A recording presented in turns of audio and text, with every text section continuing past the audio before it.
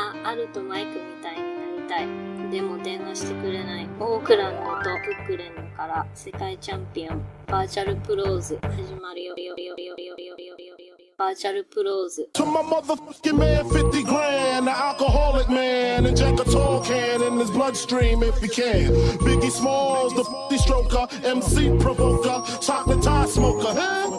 I like to max and Maximas and Acuras. Your girl butt cheeks, I'm smacking, huh? The raw rapper, spine snapper, with the little, cause all my lap a shot, the but I ain't your fucking comforter. And if I ever fall in love, I bet I'm fucking her. Ask the if I didn't choke her. If she try to front, then I drop the... Episode 63 of that World Champion Sound Virtual Pros podcast. My name is Al, a.k.a. Henny Omega, a.k.a. The Bandman, a.k.a. Bougie Nagata, a.k.a. Two Phone Scorpio, a.k.a. Super Brazy, a.k.a. Noam Bars, a.k.a. Weed Me More, call me Rye Smacked. And with me, one half of the Holy Scheming Army, one half of Blemolition, one half of the Heavenly Thotties, one half of the Bread Hunters, my main oos, Mike.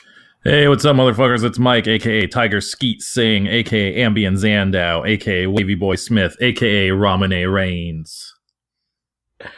Today's topic, Merchamania 3, what the world is watching. Hit us on Twitter and Instagram at VRTL Pros. Hit us on SoundCloud, hit that heart, you know I like it. And if you haven't already, peep us on iTunes, leave a 5-star review, and subscribe if you haven't already. And if you want to participate, email us at virtualpros64@gmail.com. Mike, we got a grip of emails. You mind starting off with the first one? Sure, the first one's from Burton. It's movie theater wrestling and weird fans. It says, sup, motherfuckers, first time, long time. Y'all are saying you would never want to watch wrestling in a movie theater, so I wanted to tell you about how I got to see Lucha Underground Ultimo Lucha Tre in a 4DX theater, and it was dope as hell. You could feel all the hits, and your chair would swing around during Hurricane Ranas and shit.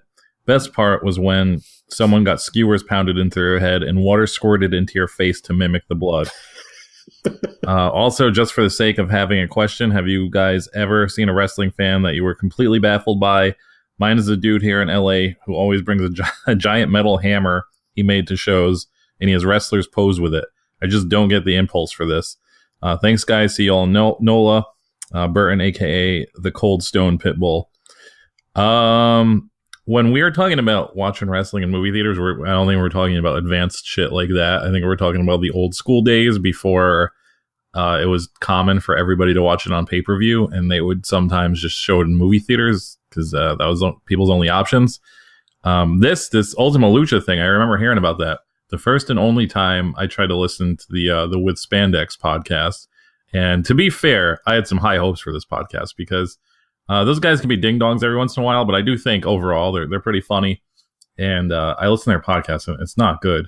But it's not good because they're horrible. It's just like, I don't know. I only listened to one episode, and they basically just interview wrestlers like real quick. And I don't know, man. That's just not for me. But they got to go to this thing, and I was so fucking jealous because it sounded cool as hell. Al, how would you handle if you watch somebody get skewers in their head and water simulated blood and squirted on you? I'll get to it later in my road report, but fuck no, dude. I would bounce immediately. That's so gross. Where is this water coming from? Is it repurposed? As far as fans, I don't really know any, unfortunately. No, I wouldn't go to this. But a fan that I was baffled by, I don't know, man. Anyone that rocks the Roman Reigns vest, it just seems like such a hassle. I don't know. I'm always mystified when I see it. Next up is from Tofu. What up, Tofu? Aloha, Al and Mike. Just got back from Virtual West Style Evolved, aka New Japan Pro Wrestling's Long Beach show. My friends and I all had a great time, despite our initial worries about the card.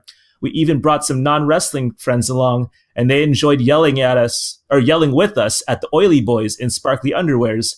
Before the show, we were discussing y'all's predictions about the event, and now that the show is over, we want to know if the sliding scale of a NJPW event goes from T-shirt Naito to full mask and Wrestle Kingdom suit Naito, what does it mean if we got both? Keep killing it. Tofu. P.S. Okada's pants are even more of a crime against humanity when seen in person. PPSS. Al, I'm so sorry I wasn't able to say hi at this time. I owe you a tall one. See you at the Cal Palace parking lot in July. Yeah, you do, Tofu. Yeah, that was really weird. So, like I said, I'll probably get to it more in my road report, but I was real pumped that Naito came out with the fucking cape, like Wrestle Kingdom status. And I thought he was gonna go all out, but he wore his t-shirt, and I was just confused. I mean, he still put in like a good effort, but I don't know. Like, did Naito get like the titty surgery that The Rock got back in the day, where like he was just wearing like a blouse for like a couple months? I don't know. I'm a little suspicious. Listeners, if you have any scoops on why Naito refuses to take off his shirt, let me know. I'd love to hear it. Yeah, I just think he knew he was going to be mailing it in, so he's like, I'll give him a bone. I'll throw him a bone, and I'll at least wear the suit. So that's putting a little effort into it, so I give him that. The next email's from Deo. It's Virtual Bros chat. Muba hey, Vertbags. It's been a minute, but here's a little Virtual Bros topic for y'all. Tonight I spent $125 on tickets to go watch the RZA do a live score of the 36th Chamber of Shaolin in San Francisco at the end of April. A few months ago, I made fun of my boy for spending his hard-earned money on going to see the Invisible Scratch Pickles reunion show and for being a 4 elementer. I feel like he's going to give me shit about buying these tickets, but I don't care. I'm hella excited. Al, Mike, would this be something you would pay to see? Would you love to hear your thoughts? Or would love to hear your thoughts. Peace and love. Deo, a.k.a. Saramonte Too Hottie, a.k.a. Tito Al's favorite nephew, a.k.a. bought a lap dance in a Virtual Pro shirt because she looked like Carmella Bing. I'm hoping that's at least 2 tickets, man. I hope it's not $125 each for this bullshit. I've seen some live scores. I think for the most part, every live... I could be wrong. There might have been a couple squeezed in there. I think I've seen a couple live scores, most live scores I've seen were done by my friend Mark and his band. And it was at the Spectacle Theater, a theater I guess now formally worked at or volunteered at. And it's like an intimate setting, and I know the people, so I'm just like, this is pretty cool. I see those live score kind of things all the time, and I'm just like, I don't know, man. I mean, I like music. This movie is also aka Master Killer, which is one of the greatest kung fu movies of all time. And I don't need to hear the RZA's interpretation of what he thinks the score should be for this amount of fucking money. I don't know what kind of person you are though, man. So maybe you're super digging this, but I don't know.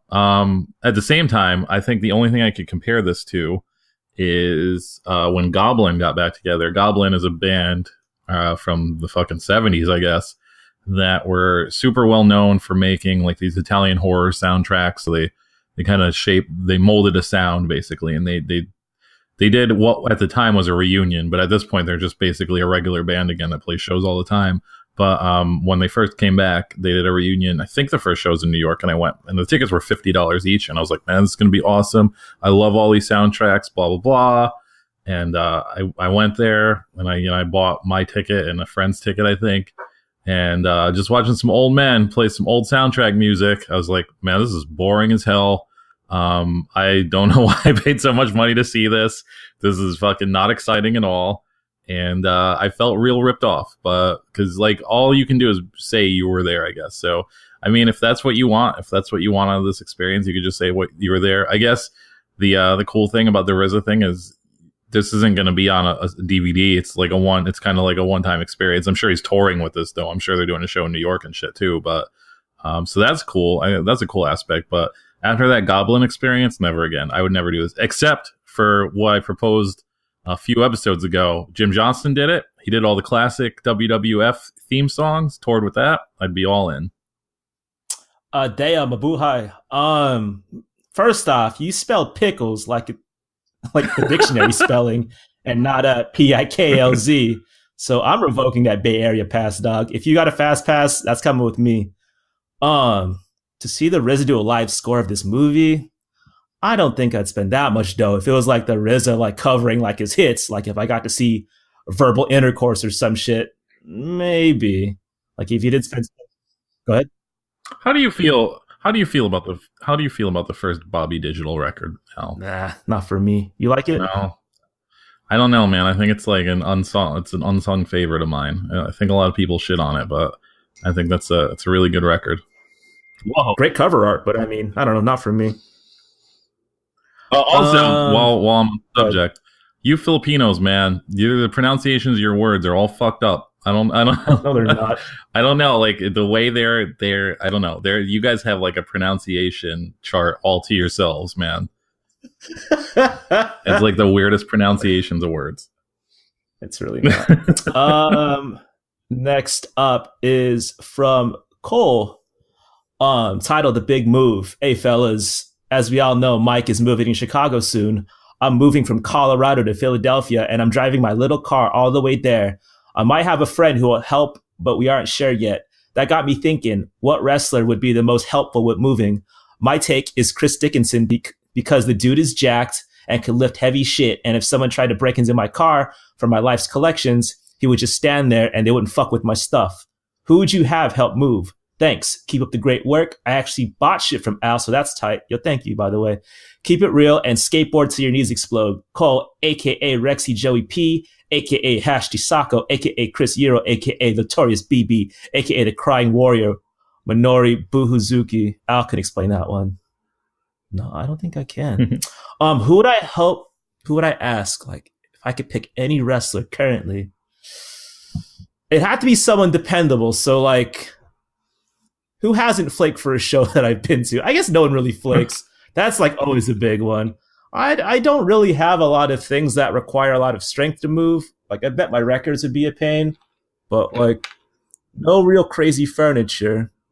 If I could just shoot the shit, like Io Shirai wasn't busy, she can help me move, no problem. That's pretty fun. How about I would just choose Braun Strowman. He can move anything, so I don't. He can move your car. I'd only need him. Yeah, I'd only need him too. I wouldn't even need to hire anybody else. It could just be him by himself. That's a good pick, actually. My next email is from Gil. It's Scummy Indie Wrestling. Hey guys, love the show. This is the only pro rest podcast I listen to, and it rules. Hey, thanks, Gil. Okay. Hey, thanks. So, Quintessential Pro Wrestling was having a show January 2014 in LA. Why is this so old? Anyways, I saw a Facebook post that read, Eat and Greet with the Wrestlers. QPW proudly presents their first ever Eat and Greet. Sit and share a meal with either Joey Ryan, Candice LeRae, cheerleader Melissa, or Christina Von Airy at the Subway. The Subway. That's the Subway sandwich shop, by the way, just in case there's any confusion. At the Subway across the street from our Monrovia venue from 6 to 7 p.m., 3 fans and 1 wrestler will sit at each of 4 tables. Tickets are $30, which includes a Subway meal, but does not include admission to the show. And the first to purchase gets to choose which wrestler they will dine with. So my question to you guys is, which indie wrestlers would you like to share a nice pre-show meal with at Subway for an hour? Do you think they made them get basic-ass $5 footlongs, or were they able to get extra avocado? Who or why in the world would anybody fucking ever do this? I don't understand this at all. I still don't get why people wait in line to buy autographed wrestler picks. Do people display their Kimberly picks at home? Is it on their computer desk? I can only imagine what creep dog-ass conversations would have taken place at this Subway. Sorry for the tangent. Keep up the great work, guys. Tim Sanchez. His name isn't Gil. That was a big lie. Tim Sanchez, a.k.a. Hash LaRue, a.k.a. Bad News Bobby Brown, a.k.a. Belbiv DeVoe. Yeah, I don't know. Belbiv DeVoe, hell yeah, a.k.a. Ketamine, Gene Okerlund. P.S. I saw there was a reply saying this was canceled, apparently due to low turnout. What a bummer. I wish this would have actually happened. This actually kind of ties into one of my 2-man scramble topics, so that's good. But it sucks. It sucks that this got canceled, because if I ever met either Joey Ryan, Candice LeRae, cheerleader Melissa, or Christina Von Airy, this is the first thing I'd ask them about, because this sounds like a horrible time. This is 2014. I think I'll get into it in my 2-man scramble, but I think if they did this now, it would totally work. But like, why out of all places are you going to pick a fucking Subway sandwich shop, man? Like, at least go to a bar or something, or a TGI Fridays, even just anything except a Subway sandwich shop. As far as who I'd want to go to a Subway with for an hour, no one. I don't ever want to go to a Subway, even if I was being paid $30. So There's no one I want to go with. Do I think they only got basic $5 footlongs? 2014, I think, was still in that $5 footlong window. So I would say definitely, because that's not really a thing. They got a couple now, but it's not as prominent as it was in the late 2000s. But yeah, I would say it was definitely just a $5 footlong. As far as people displaying their Kimberly autographs, I don't know, man.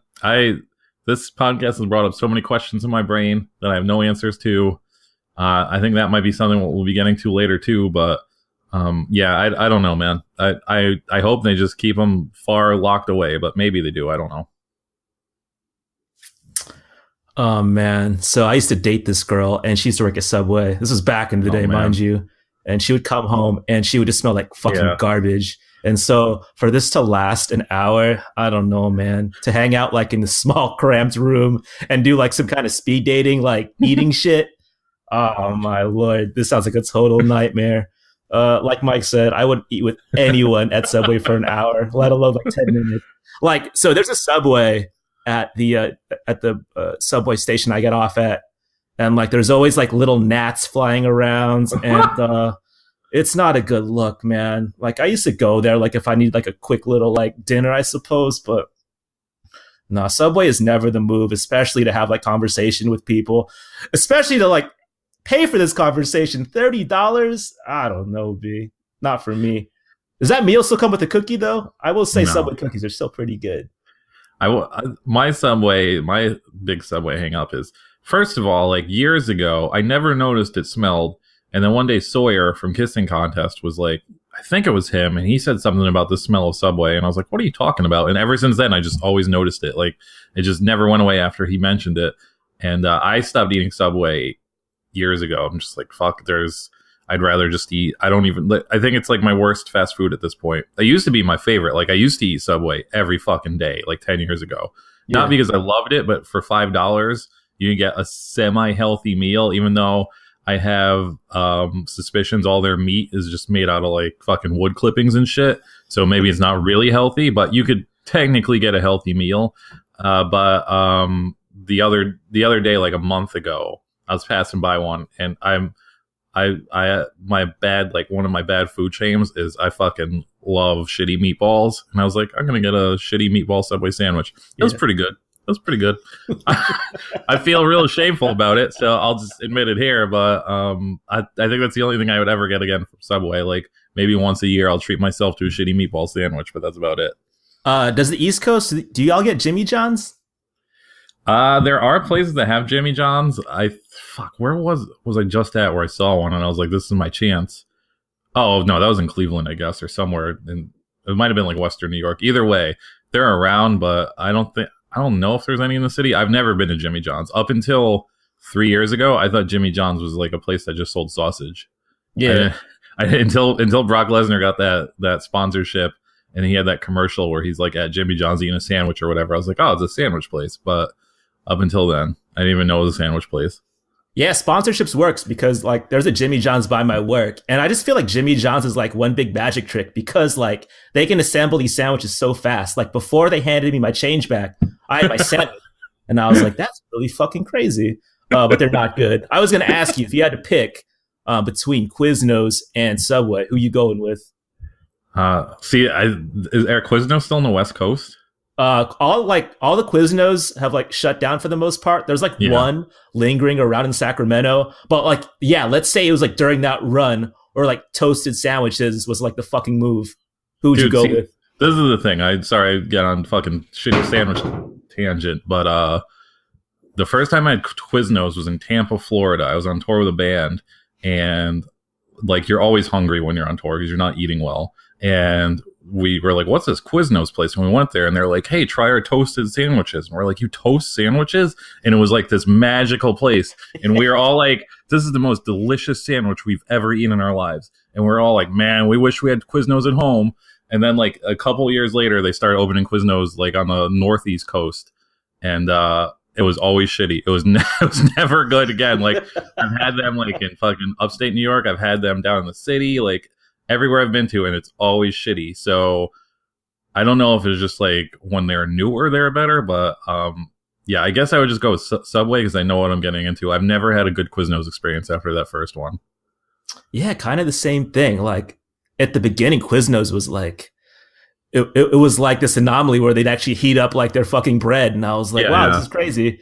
And then Subway just like deaded their entire ship by also getting a toaster. So I guess I go Subway too. Last shitty sandwich thing, and for whatever reason in upstate New York, well, I know why, but in upstate New York, Subways serve tater tots. Oh shit. Yeah, because there's a sub chain that I don't even know exists in upstate New York anymore called Mr. Sub, and they serve tater tots. And Subway was like, well, if we're gonna fucking open here, we're gonna serve them too and put you out of business. So if you're ever in upstate New York and you want some tater tots, just go to Subway. Tater tots might be like, for me, like your meatball thing. Like if they're on the menu and I can get tachos, forget about it. I'm getting 2 orders. Last email is from Jagger. Question for the podcast. Hello, Vrtl. I think this is, oh no, it's you. Yeah, okay. Yeah. Question for the podcast. Hello, Virtual Pros.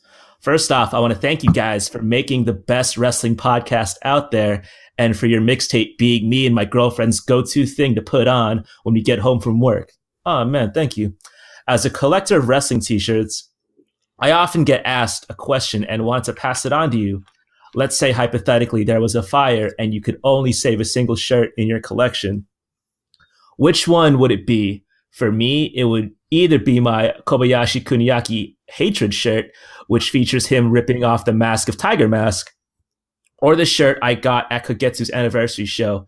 As always, keep up the good work, and I can't wait to see what you guys drop next on the shop. Sincerely, Jagger, a.k.a. the Zanman, a.k.a. Roxy Ogawa, a.k.a. the Camel Crush Gals. That last one's pretty good. Yes. It'd probably have to be one of these wing t-shirts, if only for design and for like resale value. Probably the fuck you, we are Gato and Jado tee. Black and white. It's simple. It's my size. I haven't worn it yet. So if I decided to pawn it off somewhere, I can get good value. And if I decided to wear it, I'd probably still have the best shirt in the building.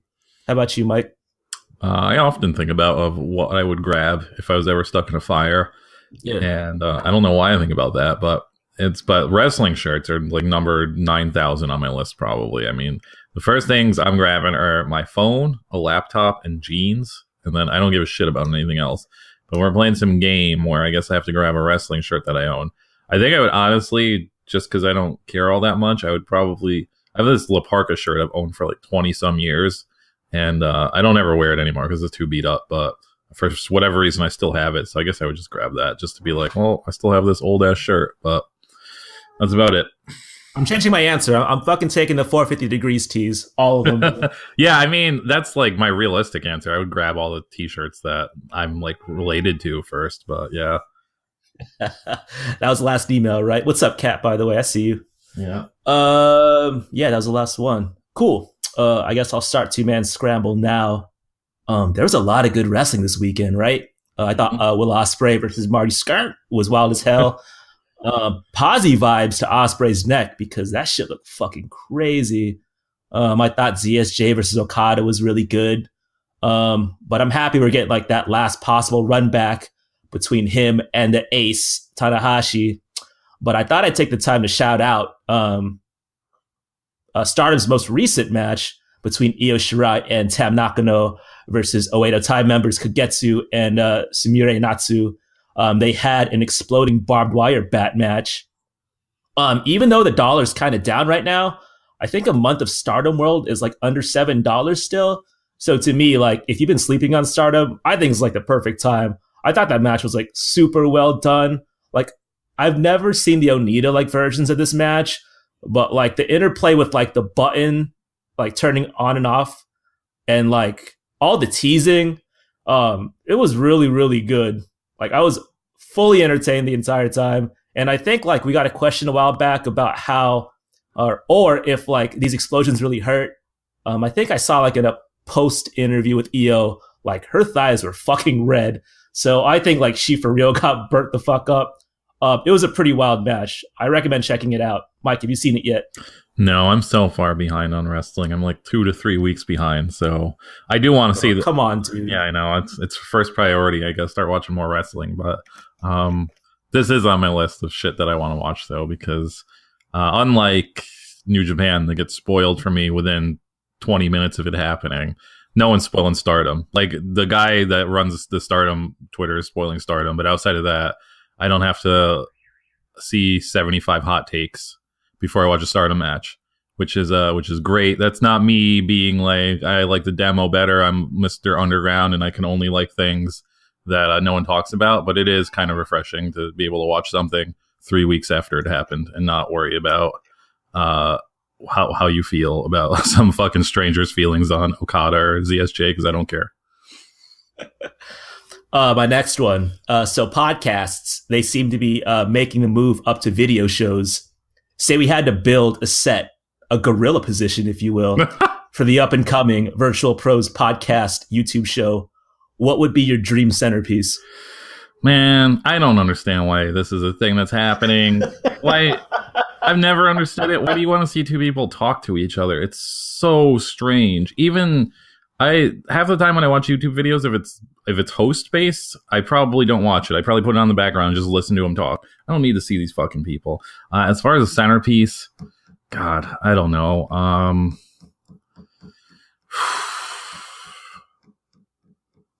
I would say I would like a whole display of weird wrestling trophies.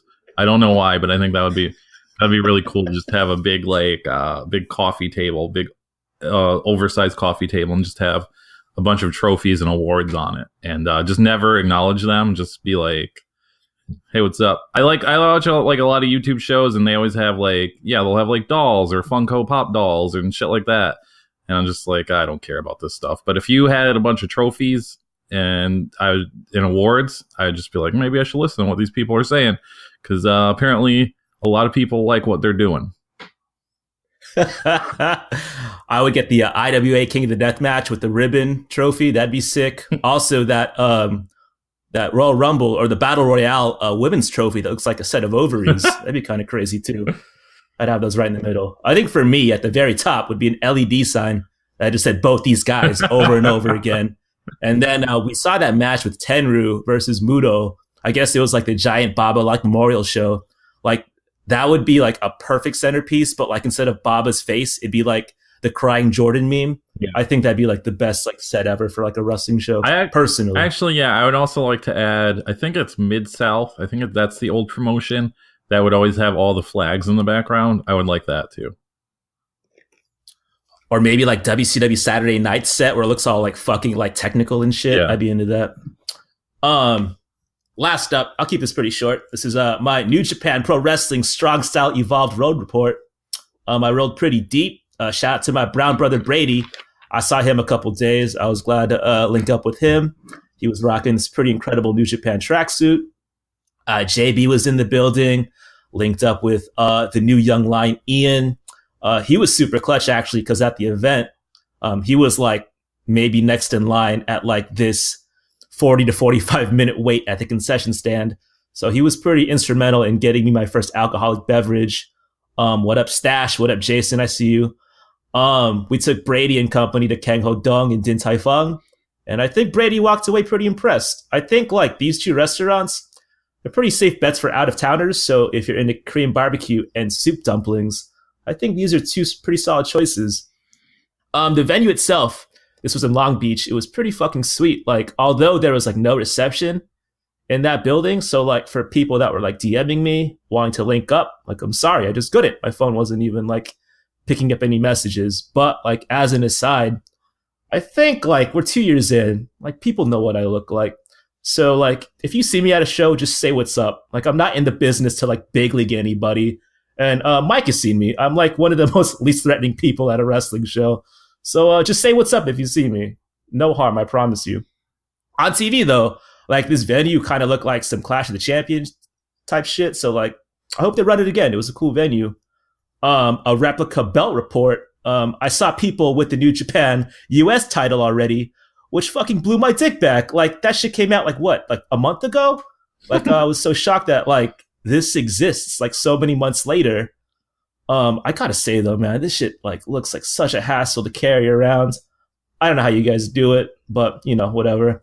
A merch report. So like I make sure to like to buy an event t-shirt for every like show I go to. But the Strong Style Evolve tees, they seem to have been like outsourced by like a USA company because one, they weren't line mark tagged, but they were like line mark screen printed on. And like New Japan Pro Wrestling tees are like never this soft. Like I personally like a boxy, thick blank, like the ones that New Japan uses in Japan. So just a heads up for the merch dorks out there. I don't think you're getting the real thing still, even though you're paying like real thing prices. I was walking to my seat and I heard like these two dudes in like this real deep conversation. And one of them asked like, "Hey dude, do you know where the hard camera's at?" And I was like, "Oh man, I'm in for a night." Lance Archer, he came out and like I was seated by like the entrance and I was like, "Nah, fuck that. I'm not going to get played and get spit on." So I just walked up and like got another beer. I was lucky though, because he came out like on the other side, but I didn't want to take any chances. Like I just didn't want to get spit on that day. My last note is that the main event, like, you know, unsurprisingly was like the biggest takeaway of the show. I guess I can finally die in peace knowing that I witnessed a 5-star match live. I'll say that in person, like it was pretty great. But to read shit like best tag match ever on Twitter after, like, let that shit breathe, man. Like really think what you're saying before like you post it on Twitter. Like there was a part in the main event where like, I think it was Matt Jackson. He hits someone like with a spear, like from his knees, and like a small contingent of like wrestling fans, they started like what may possibly be the dorkiest chant in wrestling, which is better than Roman. I was like, dude, do you guys really fucking hate that dude that much? Like, do you really have to flex how much you're down with the lion mark?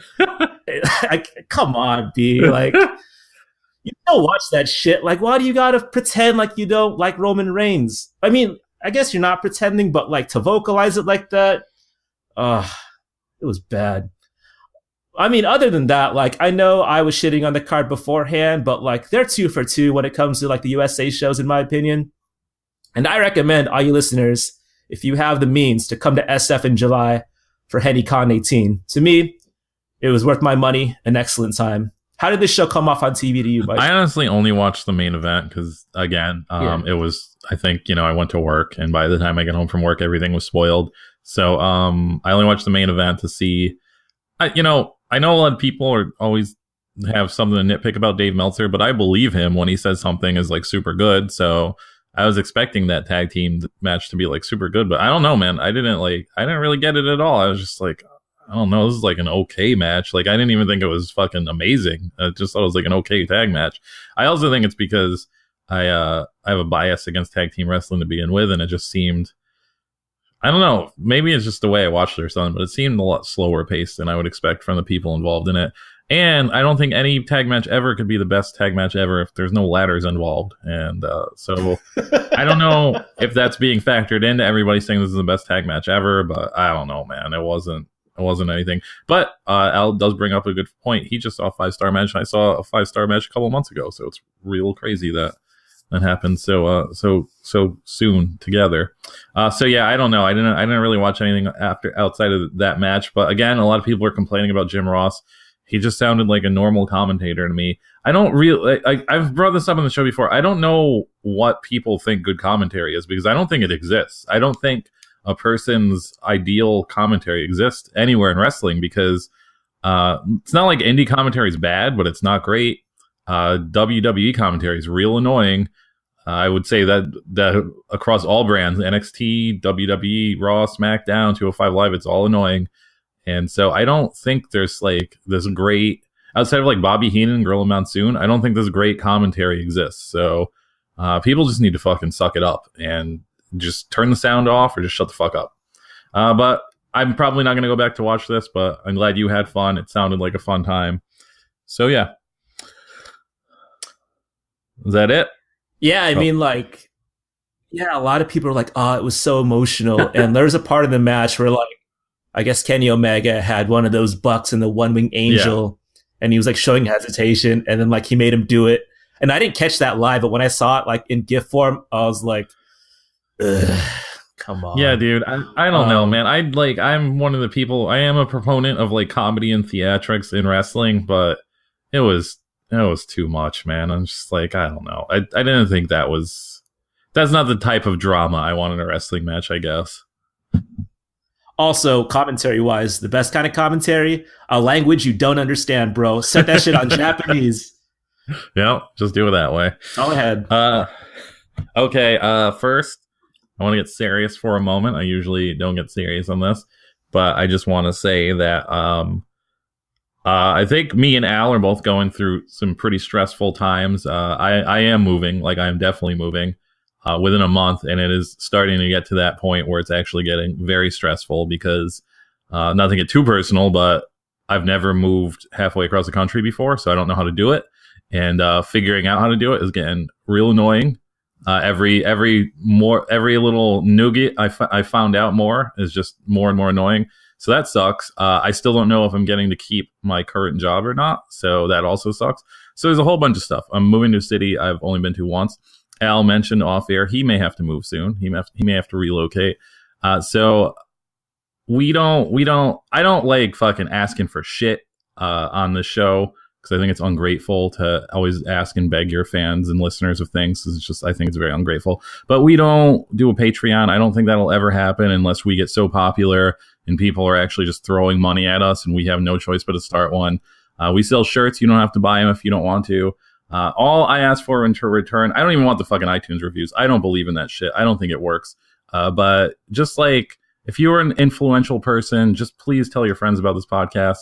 It is getting to that point. Like, I do enjoy doing this podcast, but we are both going through like, actual real life stuff that we have to get through. And I'm content with the numbers we do, but I know we can do better. And the only way we can do better really is through support from our listeners. So if you have a way of getting the word out, please do so. I mean, like I said, I don't like asking for stuff because it's baggy and ungrateful. But I think, and it's not saying our fans and listeners don't do that because they do it all the time on Twitter and Instagram. But if you're like, I don't need to do that, I shouldn't have to do that, just try it. Because if we get like 100 or 200 more listeners, I would be so happy. Like if that just like happened overnight. And so I'm not even asking for like 1 million new listeners. So please, if you can, I know Al has hit that heart. That's for Al.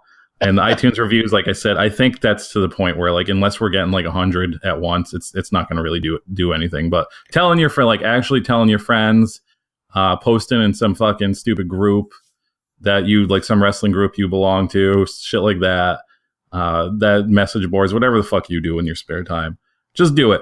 The only way people get into something is through repetition. As shitty as it is, promoting stuff is just repetition over and over again. Somebody today asked me on the Twitter, how do they watch the Virtual Pros mixtape matches, which is something we've been doing for 60 episodes, and telling people how. And it's just like, I'm not blaming that person. I'm just saying you have to repeat shit over and over again.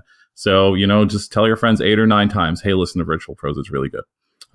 Sorry, like I said, to be baggy and ungrateful, but we are having to do shit in our real lives that we could clear some time by not doing this. So and I don't want this to go away. So it would be very motivational and inspirational if we got more popular, because then we couldn't stop doing it because we'd be forced to do it. And that's the best way to get a productive output out of somebody, is forcing them to do things.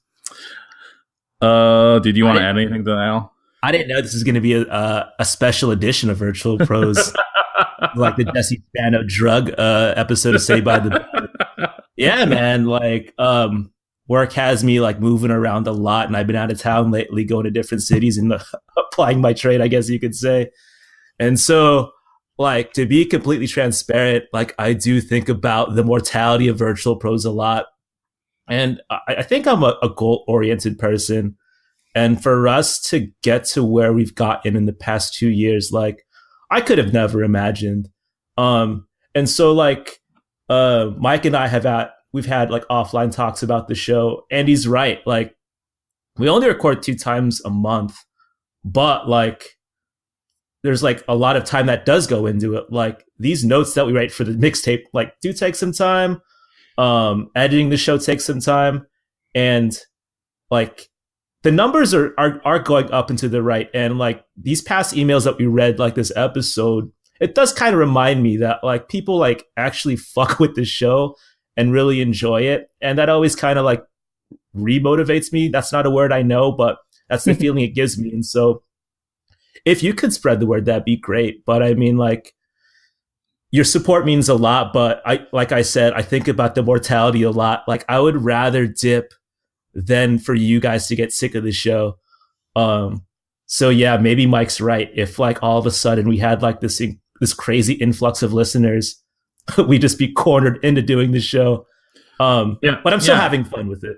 Yeah, me too. And at the same end, if you have some suggestions, if you're just like, oh, you guys should do this more, you should do that less, or blah blah blah, I'm definitely willing to hear them. I would love stuff like that, even though I might be a dick about it because I have a history of being a dick about stuff like that. But I will take it into consideration. I'm also just mentioning this because I am not a sentimental person in normal ways, and I am privy to just ending something and just ending it, like just deleting the feed, everything's gone. And I've tried that with my past podcast, Kissing Contest, which is still kicking along 2 years after we quit, because there's always people that are like, hey man, you should make more episodes. And so like, I don't want that to happen with this. I want it to just keep going. And I want it to have like at least a nice ending where it's not just like, oh, we got too busy, we got to quit.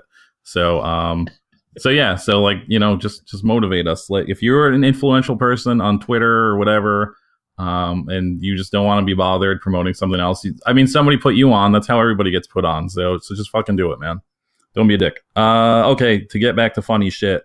As that email mentioned about eating at the Subway, I did notice this is becoming like, I didn't realize when I first skimmed over that email, it's from 2014, but this is like a trend that I think is happening right now. Like, I think this is catching steam. We mentioned a few episodes ago eating with Mean Gene at Hooters, and that's like a thing that happens in Albany now, where Welf went to go hang out with the Honky Tonk Man and watch Raw with him a few weeks ago. And like, that's like a thing. And Brian, the thrift store jobber, sent me this along this flyer, which is actually New Jersey. So I don't know how I didn't see it. And listener, I don't know if he still listens to the show, but MLJ from CZW, the announcer there and commentator, he's like hosting this. It's at Atlantic City, and it's called Dinner with the Stars. And how much is this? It's $75. Meal and drinks included. Not alcoholic drinks, just fucking soda and water, I guess. And it's and there's wrestlers. Like, you eat dinner with wrestlers.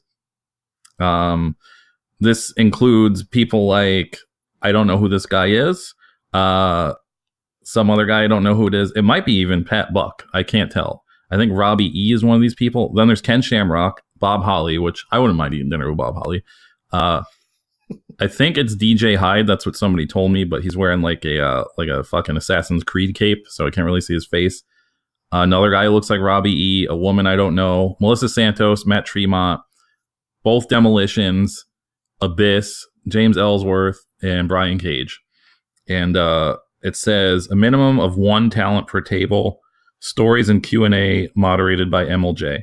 So this is the thing where you are eating, like, you're probably stuck. It's you and probably 3 other bozos at a table with a random wrestler that you're paying $75 for. So you can get stuck with DJ Hyde or this other guy I don't know. And while everybody else is, there's no winners in this. I guess if you get stuck in with Melissa Santos, that's pretty sweet. But Cage is right there, so he can fuck you up if you try anything funny. So that's not even a win-win situation. I wouldn't mind eating with Ken Shamrock because I'm sure that guy's a fucking whack job, and who knows what he's gonna do. Like, so it would be cool to eat with him. But this is like, I've seen this. Like I said, I see this catching on more and more. I think this is a real scary trend. I like I said, I alluded to earlier. Every time we do this show, something new. There's like a new piece of the onion gets peeled away, and I see more of wrestling fandom that just really skews me out, because apparently they're banking on getting enough people to do this.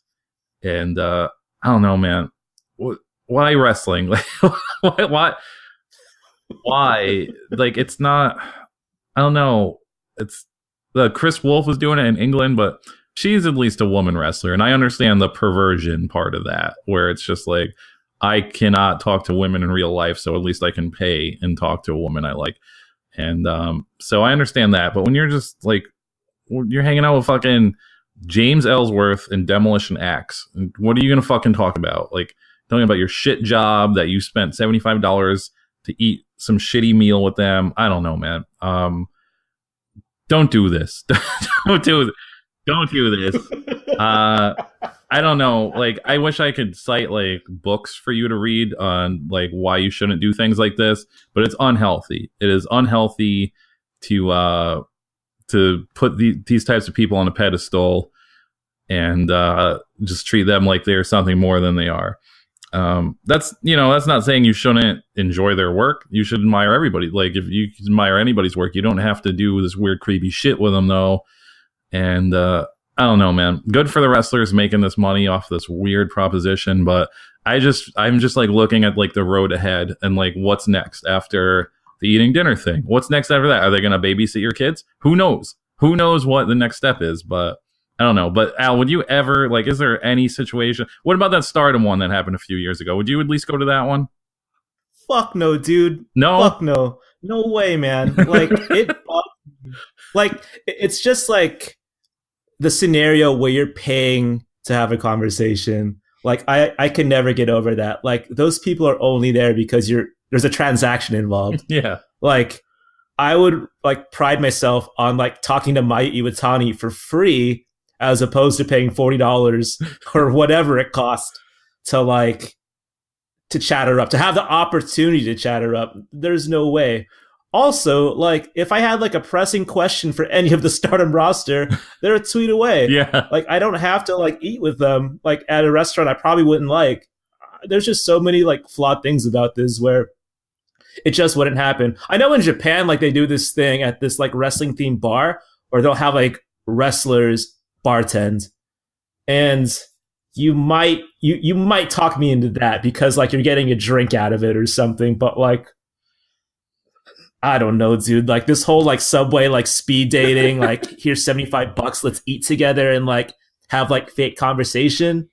No, bro. Like, at least with like the bartending thing, you can get fucked up. I guess you can get fucked up at this place too, but I don't know. After you drop $75 on not it. getting fucked up, though, so it's not even. You can't even really do that. I mean, you can, but the other flaw to this is there's no way any of these places are renting out the full restaurant.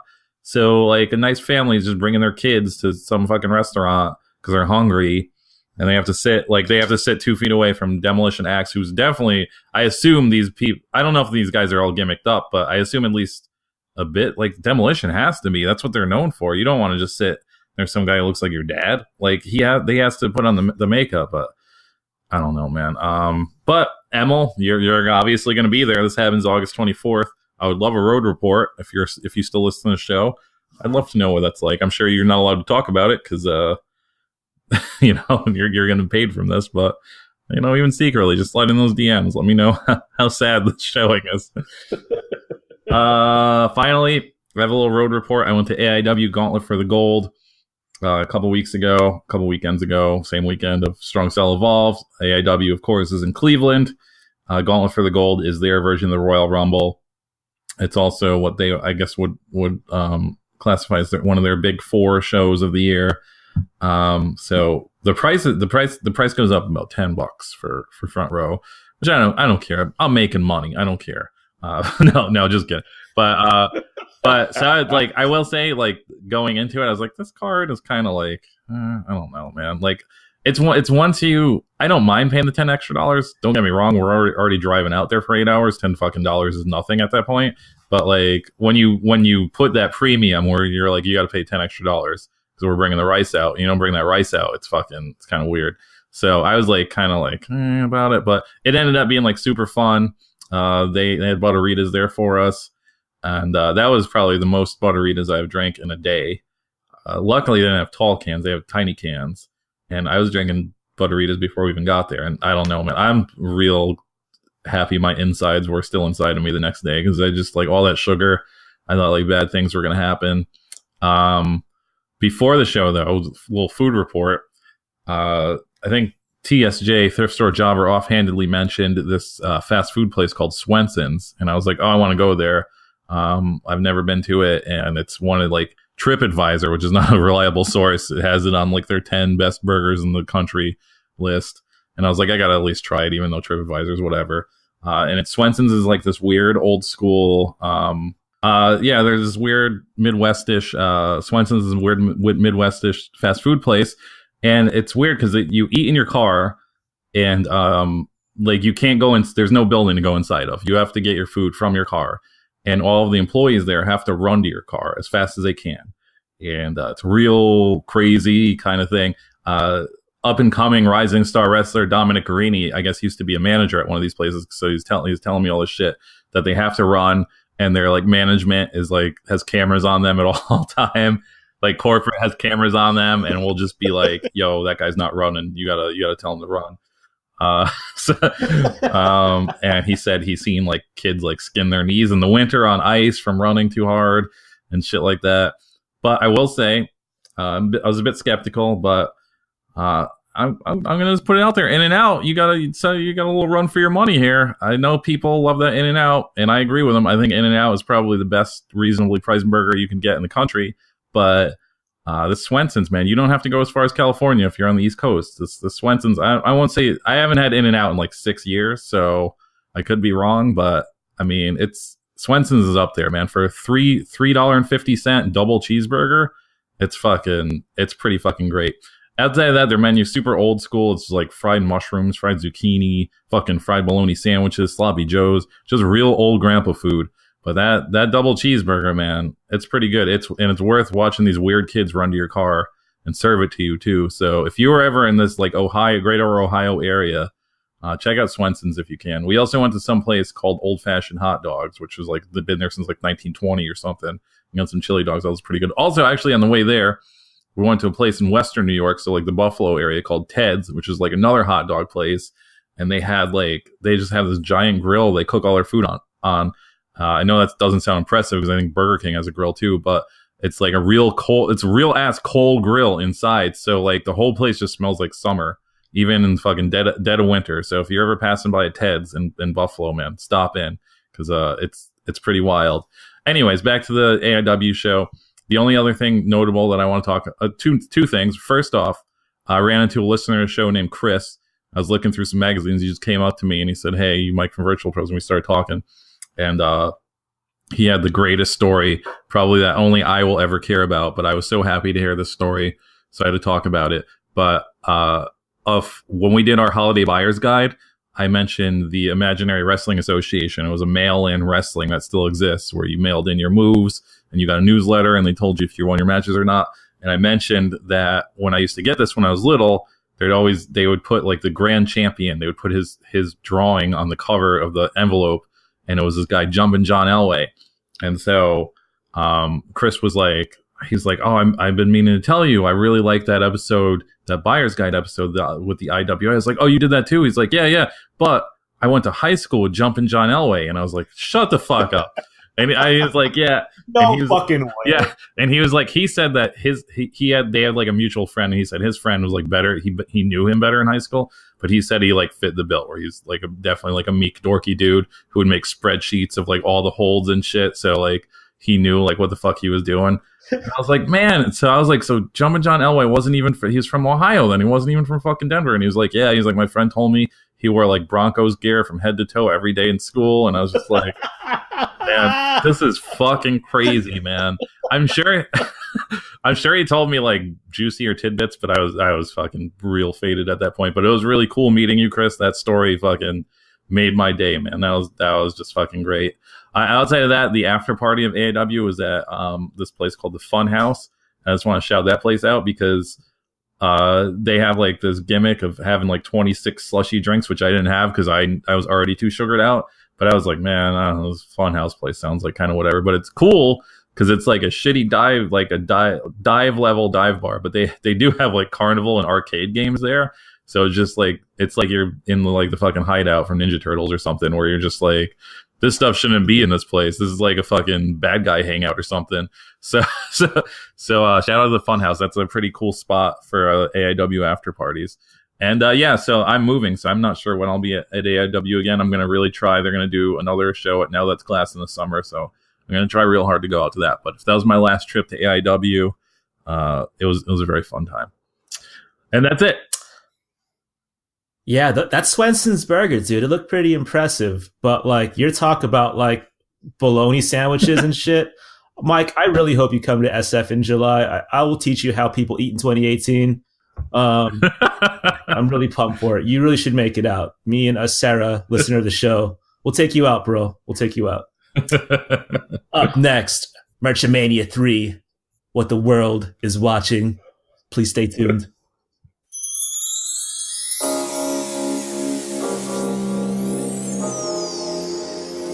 This recording was made to enable you to enjoy the amazing experience of solid-state stereophonic sound.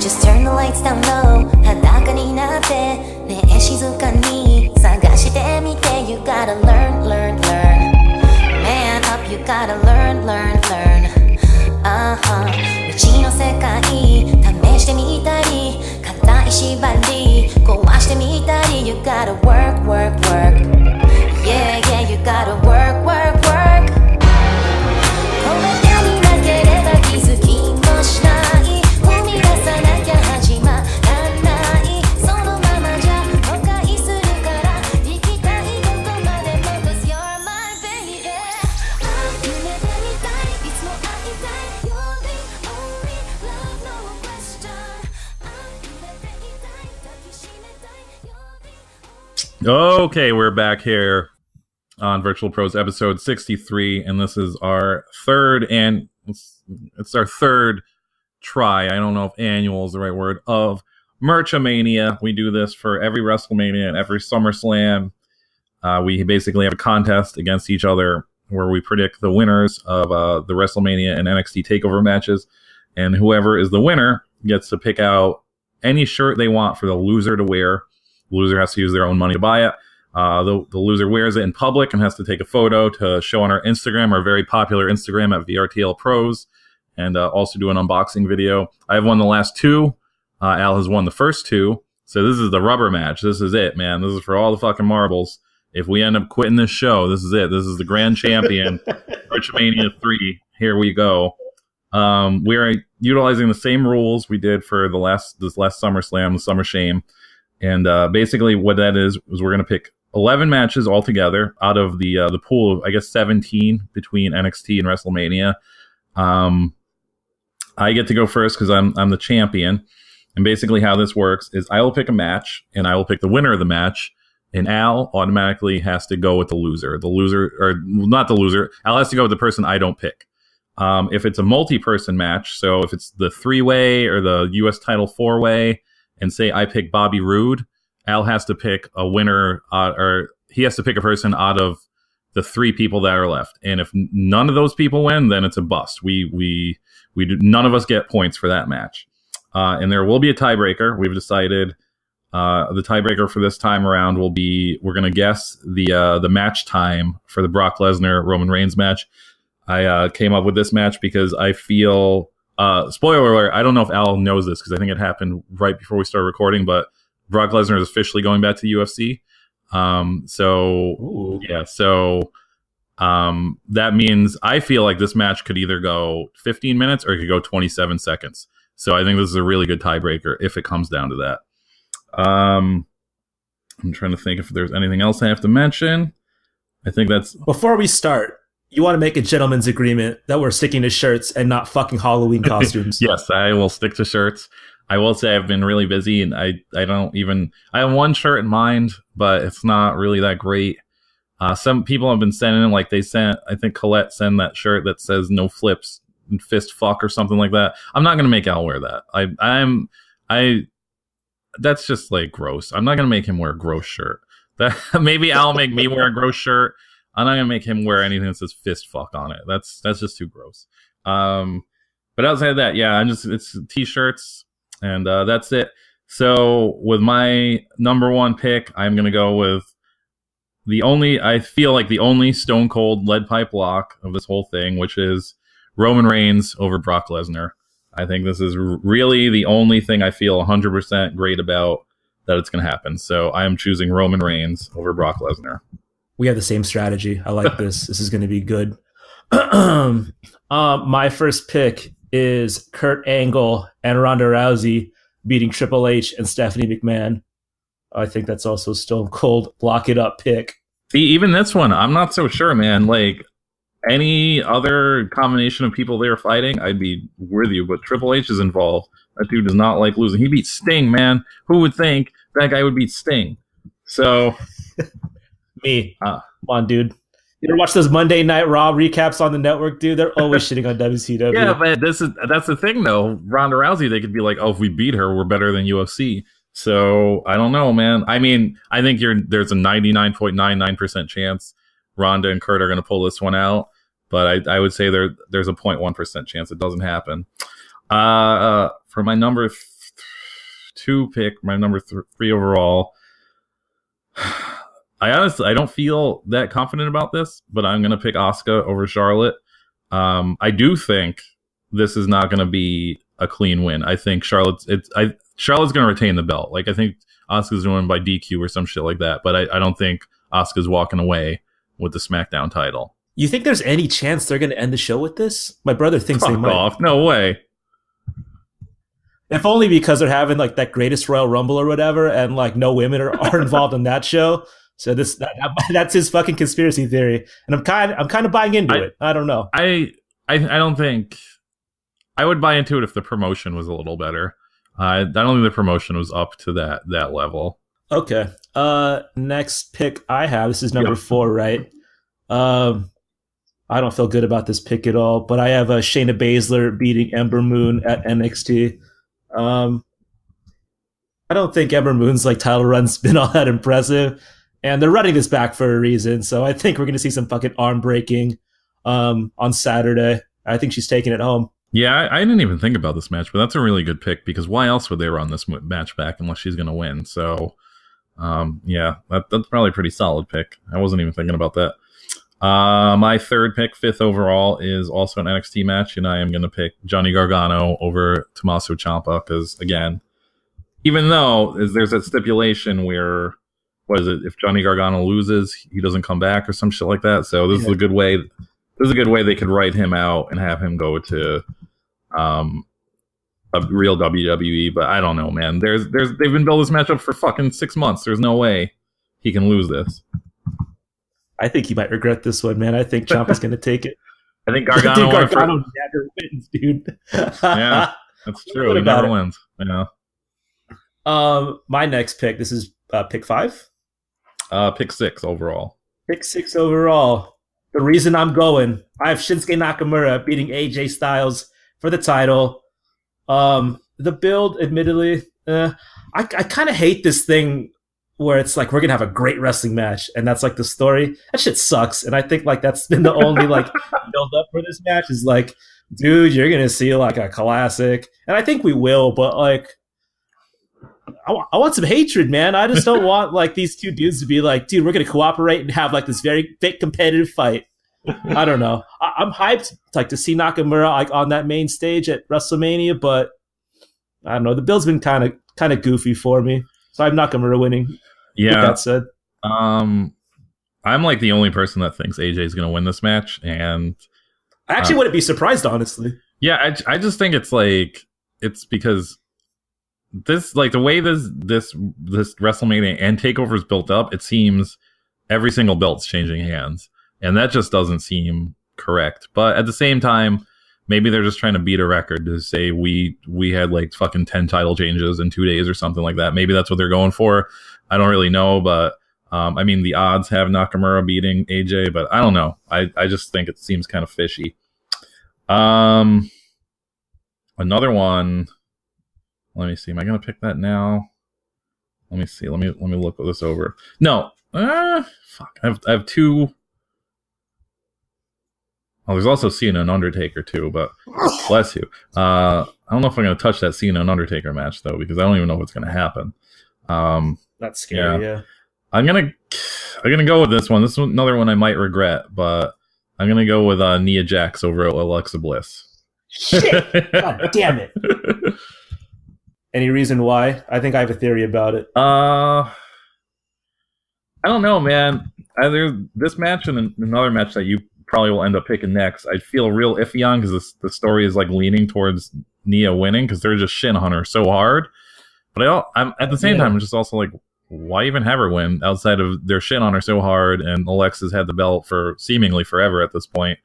So I guess have her win and set up like her versus Asuka or something. But I don't know. I don't feel very confident about this, but I think it's like the odds favorite. So I'm just going to go with it. Man, Nia Jax was like my ace in the sleeve. I think she's winning it, if only for Carmella to cash it in on her. That's a good idea. That's a good idea. Yeah, I didn't think about that. You know, I've been eFed booking on Reddit these days just to pass the time. I got that pen. This is a shot in the dark here, but I think I have Mustafa Ali beating Cedric Alexander on the opener show or whatever it's called to win that title. Like, they've been building that dude up for so long, and I think it's just time to give him the belt. Yeah, I can't really comment on this because I don't watch 205 Live. I will say, though, talking to Adam, aka CZW fans, when it was only down the semifinals, and I was like, Drew Gulak has to win it, right? Because he's like the only guy that kind of has a character, and he's like, he's not going to win. Mustafa Ali's going to win the whole thing. And I was just like, why? Yes. And I was just like, why? And he's like, I don't know. He's like, I just can't imagine Drew Gulak winning. I was like, he's the only guy with fucking personality on the whole entire show. Like, they've gone from just being a bad, horrible show to being the wrestling show where no one has a personality. And like, I don't know, whatever. Okay, dude, did you see Buddy Murphy dressed like fucking Sima Nobunaga? That shit was crazy as hell. He looks like he's from Crazy Max. Check it out. Yeah, I guess I gotta 205 Live to the more wrestling I apparently need to watch. Okay, we're getting down to the nitty gritty where it's a lot of multi-person matches. So I guess I'm gonna go with the last match that I feel like is gonna be a swerve, as they would call it, and the wrong person's gonna win. But I guess I'm going to go with Daniel Bryan and Shane McMahon over Owens and Sami Zayn. I feel like this is going to be my downfall, and this is what's going to lose the whole thing for me. But I mean, I don't know, man. Like, are they going to really make Daniel Bryan lose in his match back? But I don't know. I don't feel good about that match either. Like, I don't have like any strong feelings about it. I could see it going either way. So thanks for like biting the bullet on that one.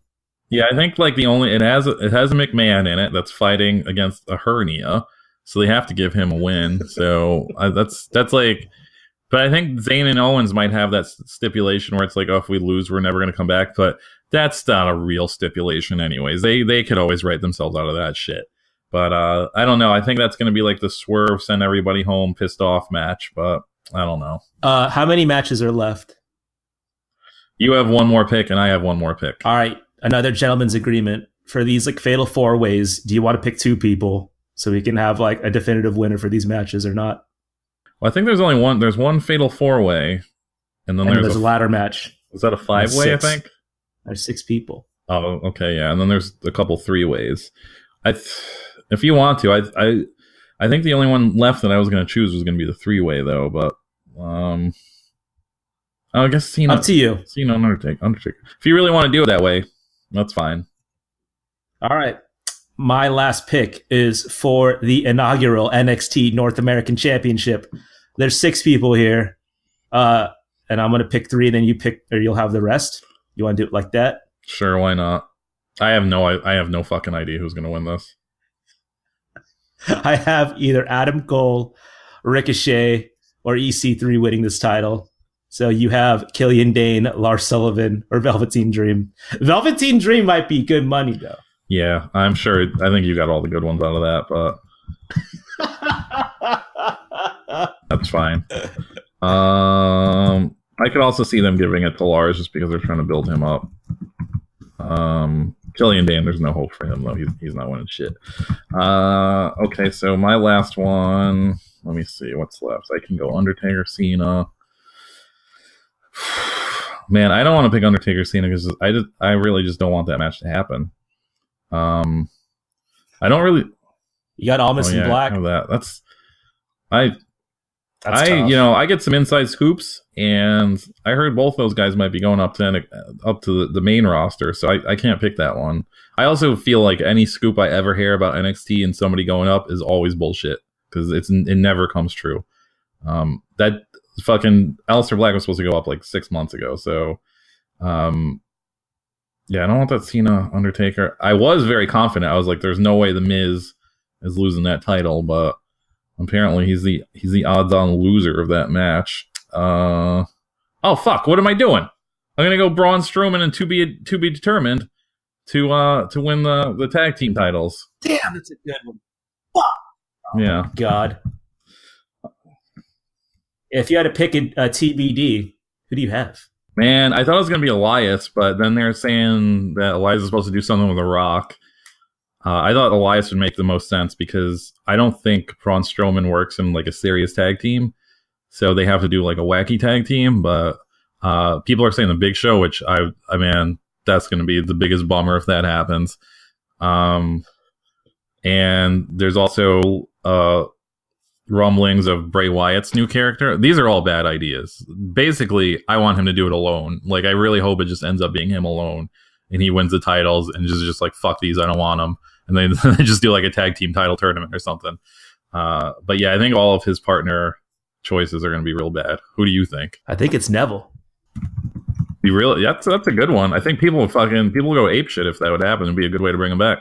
Just two grumps hanging out. I think I'd be into it. I think everyone would be into it. Okay, anyway, so what do you have? Yeah, what do you have for the time of the Brock Lesnar Roman Reigns match? You're giving me that option? I thought as a champion you could pick first. I'll let you pick first because you let me get away with the ladder match thing. Okay, man, not him definitely going to UFC now. I was like, first I was like 15 minutes is like a solid time. Like, that's a solid, good intermediate time. But now that he's going, I'm having flashbacks to that match with Goldberg from like fucking 15 years ago and how bad and quick that match was when he was leaving. Are we doing, what are we, can I just pick like a random number like 42? Or are we just doing by the halves? What do you want to do? You want to do it like 0 to 5 minutes, 6 to 11? I don't want to do it that broad, but I mean, I don't want to also pick like 11-17 and then have you be like 11-16. I was gonna Price is Right you for sure, for fucking sure, if that was the agreement. Also, just so this is on the table, there's no going over in this. So if it's fucking 11-17 and you pick 11-16, you know, you have 11-16 and below, and I have 11-17 and above. So we can do it like that. You can set the time then. So yeah, I'm gonna go 12:45, I think. So 12:45 and below, you have anything above that? I have. No, I mean, it depends on what you pick next. So I'm confused about the rules. Okay, just to make it easier, say I pick 10 minutes, and then you pick 25 minutes.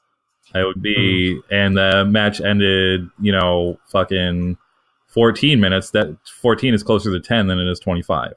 Oh, okay. You have it at 12:45. Yeah. Is that what you said? Yeah. I'm gonna have it at a crisp 6 minutes. 6 minutes, really? That? Yep, going short. And I think it's gonna open. Just have him grab his shit and get out of there. He's gonna fucking go to UFC, get some beignets on the way, and that's it. I guess it matters how big that news. I didn't see how big that news is breaking out, but if it is if it's all over ESPN SportsCenter tomorrow, I could definitely see it going only 6 minutes. So that might be a safe bet. Okay, so there you go. That was it, I will try and post these on our Twitter or something, just in case you want to follow along at home. I usually have a live feed going. I'm pretty sure I can watch. I'm obviously watching WrestleMania live. I'm pretty sure I can watch NXT live, so I'll be posting all this stuff. I'll be at both. Probably fucking stressed out. So I love this content very much. Those were our picks. Up next, the mixtape with Cactus Jack, Jumbo Saruda, Randy Orton, Nobuhiko Takada, and G Raver. Please stay tuned. Damn.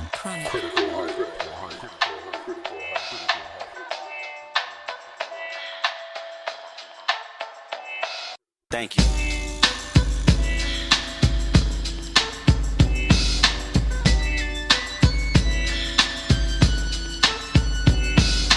Sitting in the studio thinking about which move would go right now. Freestyle or write down, whatever. It's still a come up clever. I just need to free my thoughts, and Lord knows that I know better. But I ain't perfect, I ain't seen too many churches. I know them Testament verses. You should either hear me now or go deaf, or end up dead, die trying and no death. Might end up dead, swallow blood, swallow my breath. Fuck a funeral, just make sure you pay my music respect, nigga. I mean that from the bottom of my heart. You see my art, that's all I have, and victory tastes sweet. Even when the enemy can throw salt, still knock them out the park like a fucking tow car. Let bygones be bygones, but where I'm from, we buy guns and more guns to give to the young. I'm living the life of a nigga, trap nigga. Inside the system, all you envision is trap niggas. My uncle doing life inside prison, he wasn't rap too tight. He told me rap about life. And welcome back to That World Champion Sound Virtual Pros Podcast, episode 63. If you haven't already, peep us on Twitter and Instagram at VRTL Pros. Hit us on SoundCloud, hit that heart, you know I like it. Hit us on iTunes, leave a review. It's not bullshit, Mike. We got 40 plus reviews already, and I think it's making an impact on our downloads. And if you haven't, subscribe already as well. And if you want to participate, email us at virtualpros64@gmail.com. The first match of the night is Nobuhiko Takada versus Trevor Berbick, UWFI, 12/22/1991. For those that don't know, Trevor Berbick, he's probably most famous for doing the job, quote unquote, to Iron Mike Tyson in 1986 for Mike Tyson's first world title run. I highly recommend watching that fight because, Trevor Berbick, he gets knocked out, but the way he falls down is like how Don Flamenco falls down in Punch Out. It's pretty dramatic. Nobuhiko Takada, for those that don't know, he's currently some sort of spokesperson. He's a matchmaker for the Japanese MMA promotion Rizin, where you can see him taiko drum in his underwear. It's pretty sweet. Shout out to listener Reina. I know you're listening. What's up? Takada, a very handsome man in 1991. I could see why he was selling out all those domes and shit. The Japanese announcer introduces Trevor Berbick, and he says his last name like he's saying Trevor Barbecue, which to me would be a pretty incredible wrestling name. I would vote for fucking Trevor Barbecue if I had a vote in the Observer newsletter or some shit. Allegedly before this match, Trevor Berbick, he agreed that it'd fall under standard kickboxing rules, which apparently means no kicks to the legs. Also allegedly is that Berbick, he tried to hold up UWFI for more money. In any event, this clip starts off with Takada just blasting Trevor Berbick in the leg with leg kicks, and Trevor Berbick just looks wildly perplexed. Takada does it again and again, and Berbick at this point is so confused.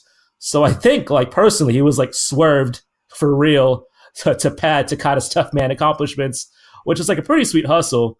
This clip is 5 minutes long. I mean, at this point on the mixtape, I'm just into spectacle. So if you're into that, you should watch it. It's really short. What'd you think, Mike? So I had never seen this before. I know on Instagram, a lot of people like to say basically one person, and I don't know a lot about MMA. And I also, another thing I maybe don't know a lot about is boxing, especially this era of boxing. I used to love boxing, this era of boxing when I was a young teen. There is a point in boxing where I think boxing is fucking horrible now. It is a shitty, there's no real personalities. I know there's a lot of cigar chomping old school people that are really trying to hold on to this boxing resurgence, but boxing is never going to be fixed. It's never going to be the way it was. And UFC, MMA, UFC in general is going that direction too, and it's real sad. But I mean, UFC is still years away from that, but it's happening. So I was like, oh man, Trevor, this is gonna be great. Trevor Berbick is not only did he have one of the most comical knockouts of all time against Mike Tyson, where it's just Al is kind of underselling this. Like, you gotta Google Mike Tyson versus Trevor Berbick. It is like, I mean, if you watch any of those like Mike Tyson's best knockouts on ESPN, it's always this one, man. This is like, it might be the number one best Mike Tyson knockout of all time. Trevor Berbick is also one of the only people besides Larry Holmes to fight Muhammad Ali. He actually beat Muhammad Ali when Muhammad Ali was kind of washed, and Mike Tyson, one of the only people ever do that. This announcer kind of sugarcoats Trevor Berbick's title reign, which was he beat some guy and immediately lost to Mike Tyson in that comical knockout. So they try to make it sound like he had this long title reign. It wasn't long at all. Outside of that, yeah. So yeah, the story is that Trevor Berbick supposedly did not agree to these rules, these kickboxing rules. Or no, he thought they were going to be American kickboxing rules and not kick into the legs rules. But I don't know, man. Like, it makes sense. Like, the way this match goes, it makes sense. He runs out of the ring. But at the same time, after the first kick, he complains. After the seventh kick, he's also still complaining. He's not throwing anything. If you think you got double crossed, like Trevor Berbick supposedly thought he got double crossed, wouldn't you just be fucking swinging for the fences at this point? Like, why is he like, he's still complaining? Like, dude, stop kicking me in the leg. Like, just fucking punch him then. Like, if you're that pissed off about it. And even the announcer tries to bring light to it. He says, you know, why is he wearing those leg guards if he wasn't expecting to get kicked in the legs? I think that's kind of a flimsy excuse, but I don't know. I think Trevor, I don't know what was going on. I think maybe he was double crossed, but if he was, like, I don't know why he didn't just start swinging. Like, if he was like if it was more like a real fight, I don't know. But it's a real weird match to watch. Trevor Berbick's a very interesting character. It's worth reading his Wikipedia. He fought until 2002. He actually got beat by Buster Douglas right before Buster Douglas beat Mike Tyson. So that's like a weird connection. He also got murdered by his nephew in 2006. Yeah. So he just has like this real weird life. So yeah, this is like a good curiosity piece, and it's only like 4 minutes. So why not watch it, especially if you've never seen it before, because it's so odd. And you can also argue whether or not this is real or not. I mean, I think it's real, but I think I don't know, man. I think he got that first kick and he was like, I can't do this. Like, this guy he kicked me hard. I was not expecting this. Because I don't know, like, it's like unexplainable why you would go into a match and not know the rules, but I don't know. Whatever. He was also just like struggling at this point and just needed to take fights, so who knows. Okay, my first match, and again, I don't know if Al brought it up, but if you would like to follow along at home, you could just Google Virtual Pros Mixtape or go to YouTube, Virtual Pros Mixtape, subscribe to Virtual Pros. You just type in Virtual Pros Mixtape in Google, and it's the first thing that pops up. So you can follow along at home. That's where we put all the matches. My first match of the night is Cactus Jack versus Jumbo Tsuruta. This is kind of a last-minute pick for me. This is from All Japan 1991. I saw somebody post a GIF of this, and I had kind of forgotten that Cactus Jack had this very weird run in All Japan. Not that I'm like some fucking know-it-all that knew this. I think I read about it in his book and just like forgot about it. But he has a few matches, and this is probably the least interesting matchup match that's like on the internet. But the other ones are like 1991 handheld quality of some guy in the arena somewhere that for whatever reason was recording this. I don't even know why. But his other matches are versus Kenta Kobashi, and another one is him tag teaming with some guy named like the Texas Terminator versus fucking Andre the Giant and Mighty Inoue. And that's probably the most interesting one. But that one looks like it was like 1960s like NFL footage. It's so shitty looking. So this is like the only one that like looked like it was filmed for television, I believe. I'm not like a Jumbo Tsuruta person at all. I've never watched his matches, even back in the 90s and 2000s when I was watching this wrestling. Like he was just like, he's always been too old for me. So I don't really know I know he was like the guy before Misawa was the guy, and that's all I really know about him. And to this day, I always see him, and I don't know why, because he just looks like somebody's dad. He looks like a nice dad. I think his moveset maybe it was incredible in the 80s. I don't know, but now, you watch it now, and you're just like, he's just doing moves. They're just moves. So Cactus Jack is, this is 1991. He's in great shape, I guess, for Cactus Jack. At least he's wearing the leotard, the cheetah print leotard, and he's still like prime Cactus Jack. Like there's a part where the spills to the outside, and Saruta throws him over the guardrail, and he flips over the guardrail, and the crowd goes nuts. Like they're just like, holy shit, man, this is blowing my fucking mind. I can't believe this is happening. Another great point is Cactus Jack does his patented run on the apron and do the elbow drop on the Saruta on the outside. And again, like the fucking announcer is just like, ah! Like he just can't believe this. But then Saruta does like the backdrop on the exposed concrete. And again, it's another fucking, as they would say, mark out moment for the announcer. It's a decent match. There's a part after he threw him over the guardrail, like Saruta's like doing the things with his arms to make the crowd chant more, and like the crowd's just fucking eating it up. Again, I don't know much about like this guy. I know, like I said, I know he's the guy, but this is like an interesting jobber match, basically. If you are into the history of Cactus Jack, which I kind of am, I always like going and revisiting Cactus Jack matches. If I had to be honest with myself, he's one of my all-time favorite wrestlers, so I'm always down to watch these matches. I don't know if this is Jumbo Tsuruta canon because I haven't watched enough of his matches. But after he does his backdrop driver, he has a cool sex pin, which he pins Cactus Jack with, where he kind of like pins him down like he's gonna R him, and then then he gets the 3 count.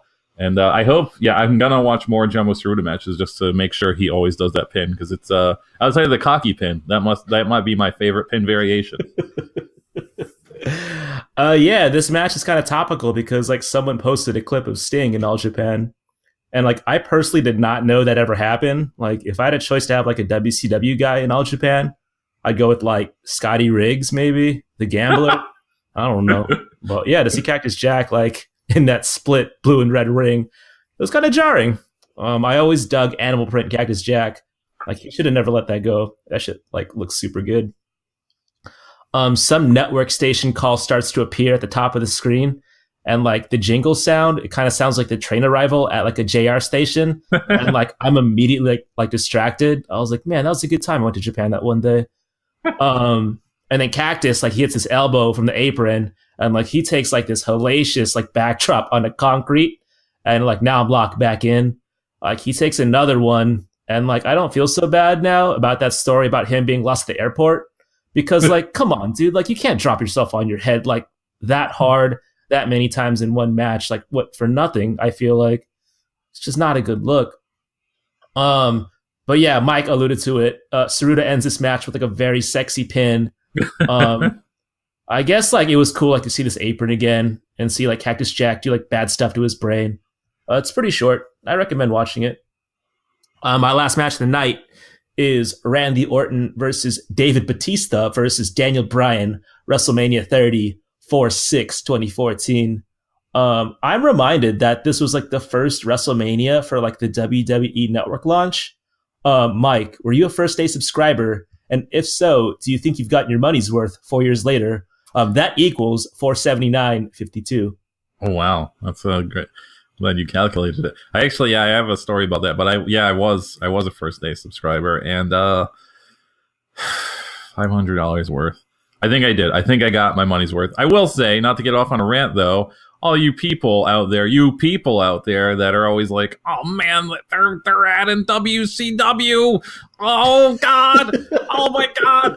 Like seriously, guys, are you really going back and watching that shit? Like, unless you're, as they would say, in the business, no one's really watching that stuff. Beyond, like, you watched, like, I watched Thunder when that came out a couple weeks ago, because I was, like, in my mind, I, like, remember Thunder being real weird, but it wasn't. It was just, like, kind of like a decent wrestling show, and I was just like, whatever. So I watched one match. Or one episode. I'm never going to watch it again. That's it. But I do like having the reason to go back. I will say, first day subscriber, that interface still fucking sucks on all platforms, and even after fucking 15 years or whatever of having PlayStation products, even their interface makes sense to me. But the goddamn WWE Network interface is terrible. They really need to fix that someday. I can't threaten to cancel because I'm first day subscriber and I still got it, but it's real bad.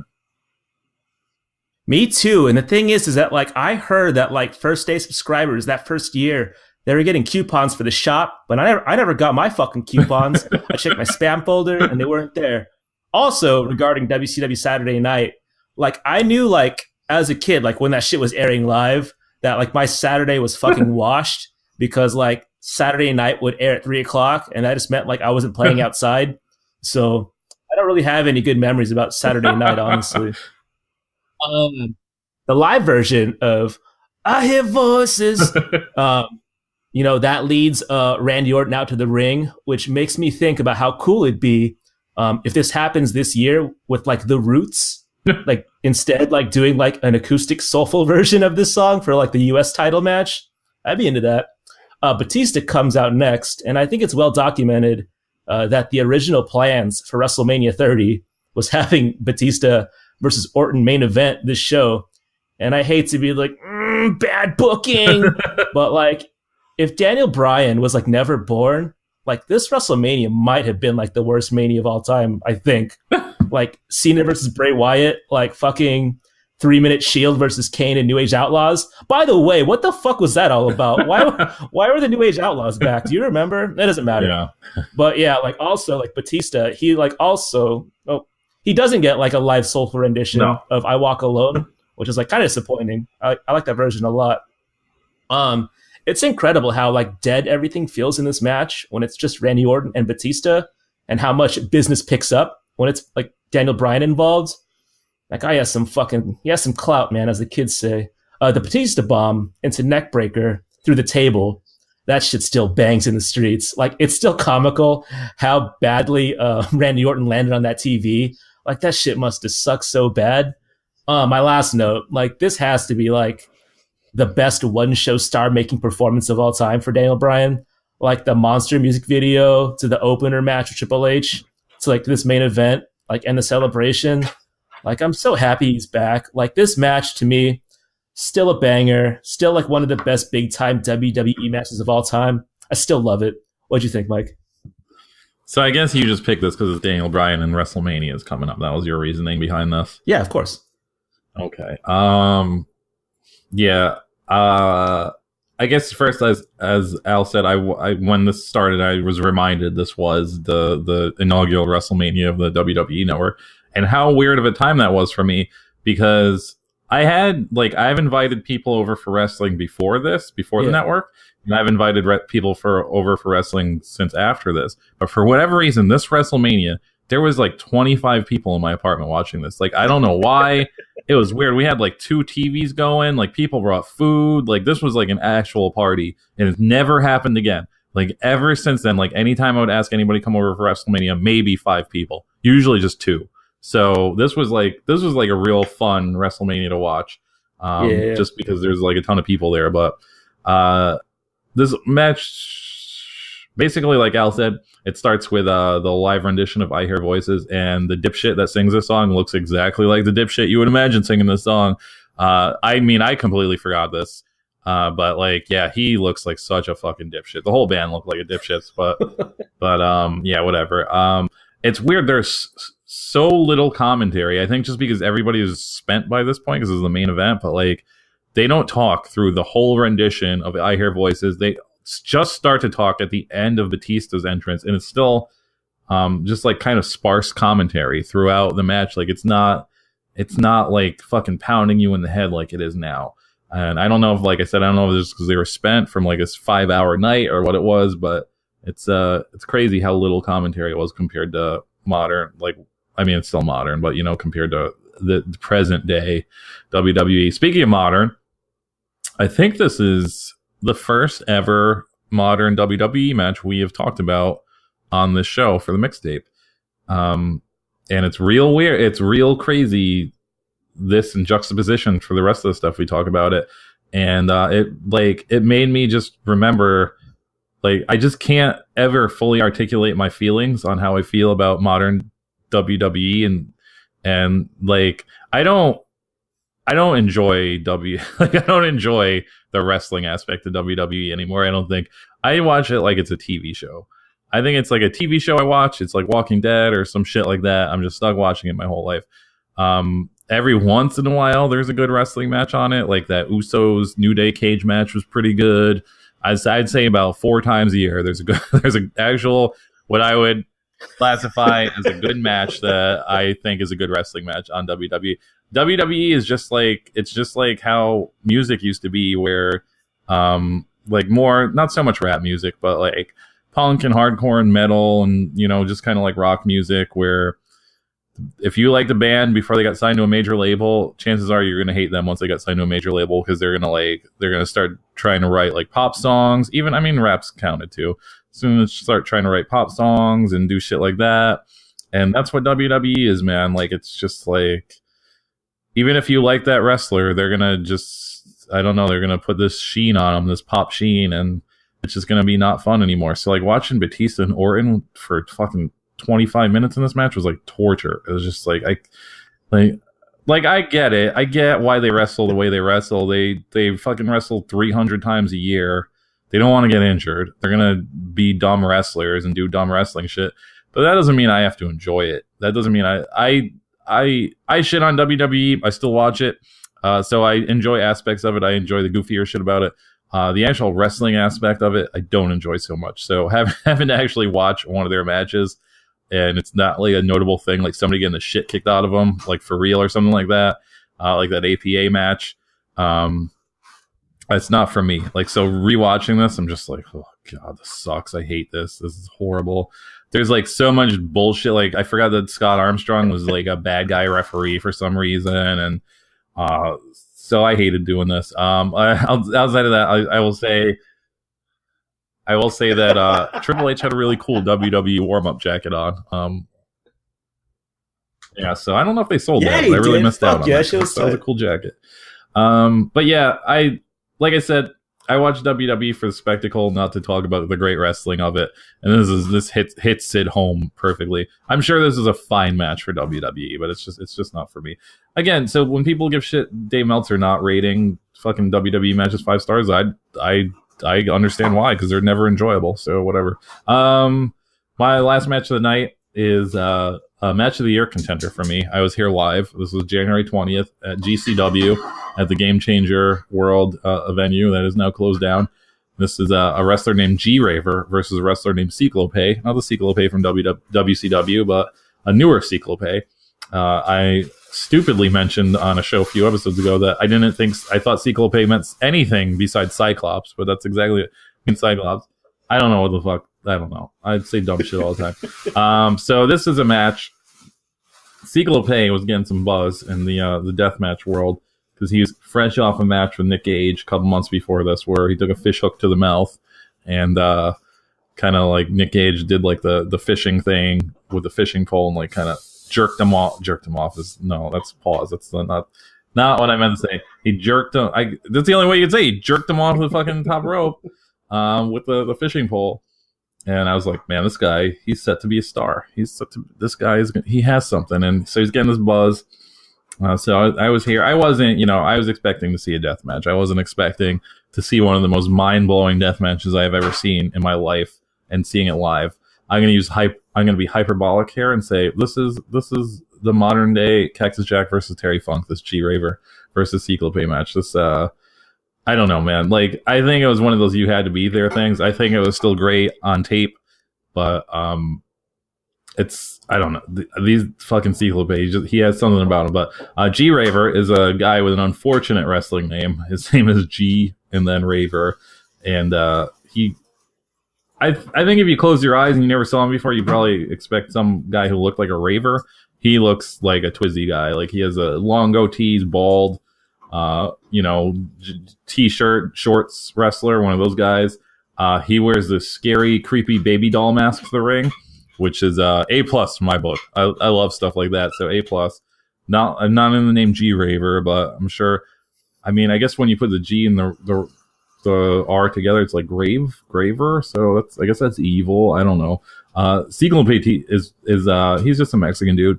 He's wearing a T-shirt that everybody there bought except me, and I instantly regret it. It's a T-shirt of him with his mugshot, which I think is fake. I don't think it's his real mugshot. But the back has some Spanish shit on the back, and it basically translates to drink beer and have sex every day. And I'm just like, that's a pretty good message for the back of a T-shirt.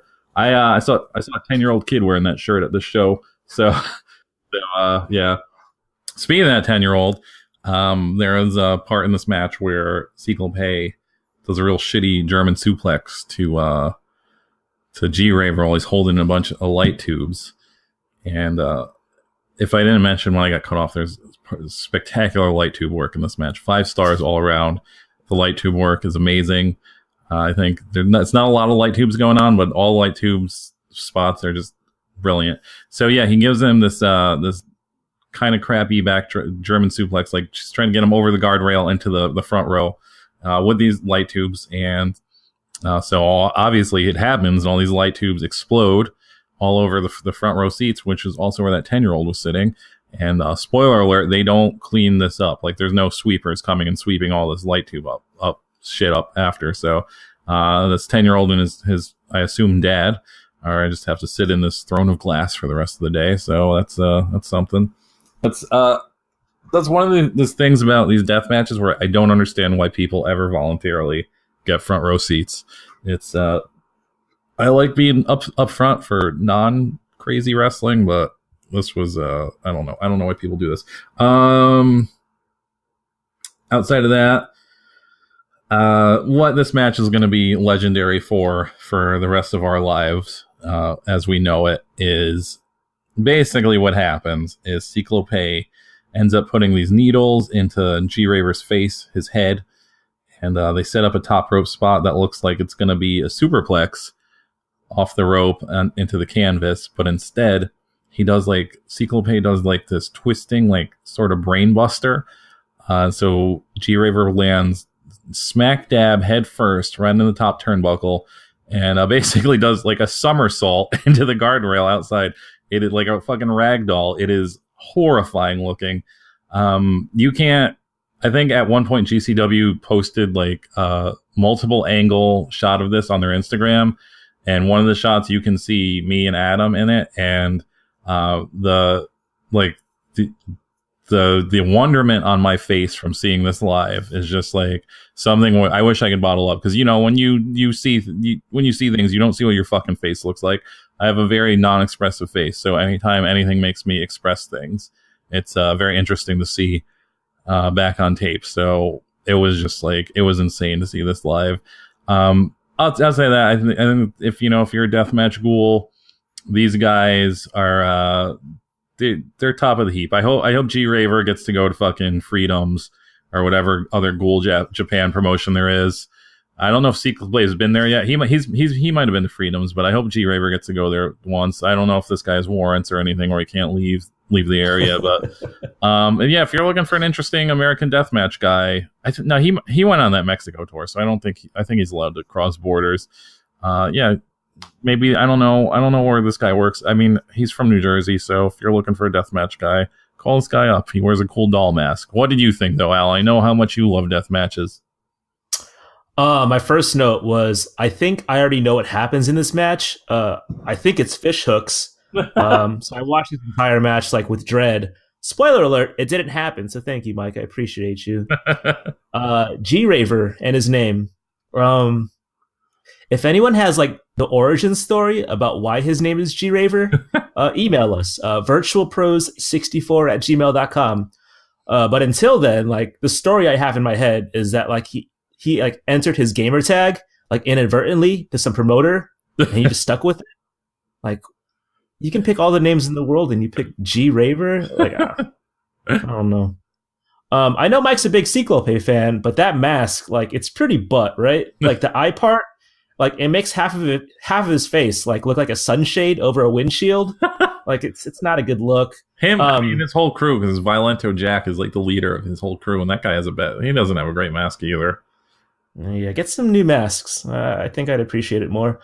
Some broken light tube glass, like it makes its way over the guardrail, and then 5 seconds later, the camera cuts to 2 young children 5 feet away from these shards of glass, which was like real fucking jarring to me. 8 minutes in, and Cyclope, he decides to do the fucking Billy from Predator knife thing, and he runs a broken piece of light tube across his forehead. And I'll admit that like visual of like the poison dust like pluming like over his head while he does this, like admittedly looks hard as fuck. Like, I kind of got that like Mike bloodlust that he talks about every now and then. I kind of felt the spirit in my heart when I saw this. But yeah, this top rope like El Generico-esque like brainbuster on the turnbuckle, and the way that G Raver like does the Grand Theft Auto like ragdoll sell into it, horrific, not good. It was like similar to that the Canadian ladder match we watched a couple episodes back. Yeah. But this was like 10 times worse because like I believe his head clips the guardrail, and good grief. I love this match. I love the finish of this match, especially. It was a very innovative. Shout out to Tong Po from Kickboxer. I think that's what influenced like the finish of this match. Worth watching. I liked it a lot. Anyway, that was episode 63 of the Virtual Pros podcast. Twitter, Instagram, VRTL Pros, SoundCloud. Hit that heart. You know I like it. And if you haven't, subscribe to us on iTunes, leave a review, and email us your positive thoughts, negative thoughts, I don't care, at virtualpros64@gmail.com. Mike, any last words? Hey, thanks everybody for listening, and tell all your friends. Yo, if you see me this Saturday just fucked up, don't record me. Don't put me on the gram, please. I'm a public personality now, and I don't need that drama in my life. See y'all in 2 weeks.